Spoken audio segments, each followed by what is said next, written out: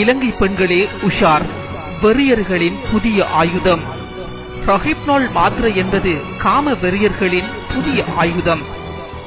ரொஹிப்னோல் என்ற எளிதில் கரையக்கூடிய சுவையற்ற இம்மாத்திரை ஒரு பெண்ணுக்கு கொடுத்தால் சிறிது நேரத்தில் போதை ஏறி சொல்வதெல்லாம் கேட்கும் நிலைக்கு வந்து விடுவார்.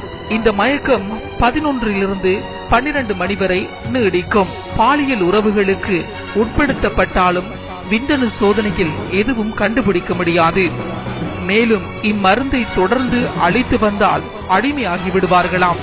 அதைவிட கொடுமை, இம்மருந்து அளிக்கப்பட்ட பெண் தன் வாழ்க்கையில் தாய்மை அடையவே முடியாது. மேலும் நிறைய பக்க விளைவுகளை ஏற்படுத்துகின்றனர் மருத்துவர்கள். இதை போன்ற நிறைய மருந்துகள் உள்ளன.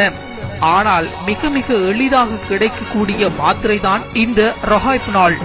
மயக்கம் தெளிந்த பின்னர் நடந்த எதுவுமே ஞாபகம் இருக்காது.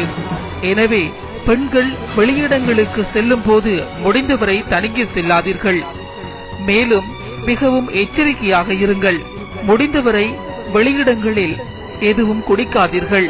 சீல் செய்து அடைக்கப்பட்ட குளிர்பானங்களில் கூட ஊசிகள் மூலம் இவை ஏற்படலாம்.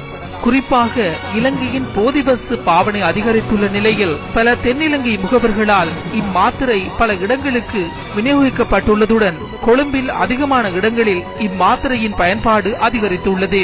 அத்துடன் வடகிழக்கு பகுதிகளிலும் விஸ்தரிக்கப்பட்டுள்ள இம்மாத்திரை வடக்கின் அதிகமான முகவர்களிடம் வழங்கப்பட்டுள்ளதுடன் இளம் சமூகத்தை சீரழிப்பதுடன் குழந்தை பிறக்கும் விகிதத்தை கட்டுப்படுத்த வேண்டும் என்பதே இதன் பிரதான நோக்கமாகவும் உள்ளது. வடக்கில் உள்ள சில தென்னிலங்கை போதை கும்பல்களுடன் தொடர்புடைய பலர் மூலம் இவற்றை விற்பனை செய்வதும் குறிப்பிடத்தக்கது. விரைவில் முழுமை விவரம். இந்த விடயத்தை உங்கள் நண்பர்கள், உறவினர்கள் அனைவர்களிடமும் பகிர்ந்து கொள்ளுங்கள், விழிப்புணர்வு செய்யுங்கள். இந்த செய்தியை உங்கள் நண்பர்களுக்கு ஷேர் செய்வதன் மூலம் நீங்களும் இதனை கட்டுப்படுத்தலாம்.